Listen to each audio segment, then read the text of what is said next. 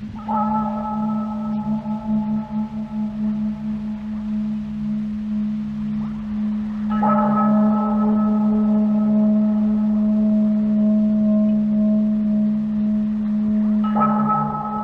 bien, cher ami, ce que vous appelez une chambre est une pièce qui a été transformée, il y a déjà un certain nombre d'années, en oratoire, de façon à me retrouver, et quelquefois avec des frères, des sœurs, dans notre domaine du martinisme, bien de nous retrouver dans une ambiance qui est une ambiance de prière.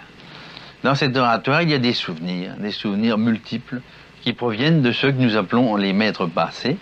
Et entre autres, il y a Papus, bien sûr, Gérard Encausse, Papus, que l'on voit un peu partout, et son maître, celui qu'il appelait son maître spirituel, qui est le maître Philippe de Lyon, qui est un personnage extraordinaire, un personnage de légende, qui s'est trouvé d'ailleurs à la cour de Russie avec Papus. Philippe Encausse, grand maître de l'ordre martiniste, est le propre fils du célèbre occultiste et magicien Papus, qui fonda à la fin du siècle dernier cette société initiatique chrétienne.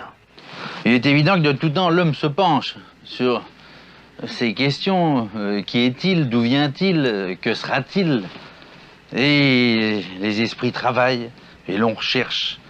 Et alors, il y a des éléments dans le domaine de la pensée uniquement, mais il y a aussi des éléments dans le domaine de la pratique.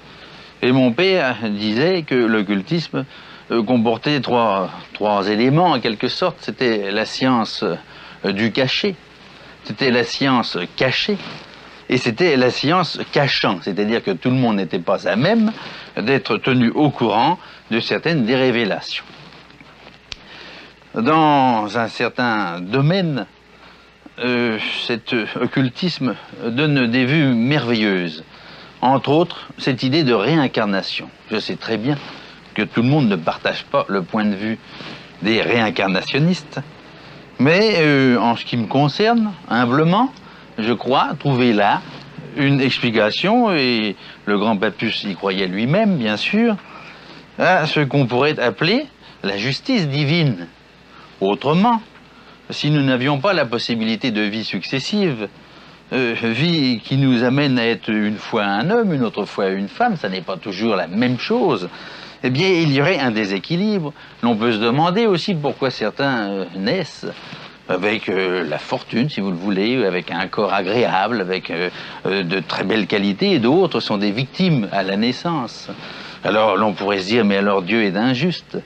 Et moi qui suis profondément chrétien, d'une part, et qui croit en le Père, en Dieu, je pense que Dieu ne peut pas être injuste. Et cette théorie de la réincarnation, qui est l'un des éléments de la morale de la doctrine occultiste, permet de comprendre qu'un individu donné, compte tenu de son comportement dans une vie antérieure, pourra très bien pâtir dans la vie ultérieure. Et ça sera l'explication, ça sera la justice. Il n'y aura pas donc d'injustice. Eh bien, je crois en la pensée. Je crois que la pensée, en effet, est une force. Et autant cette pensée peut être orientée vers le bien, ce qui est le propre, non pas seulement des martyrs, mais de tous les gens de cœur. Il n'est pas nécessaire d'ailleurs d'être un croyant pour faire du bien à quelqu'un.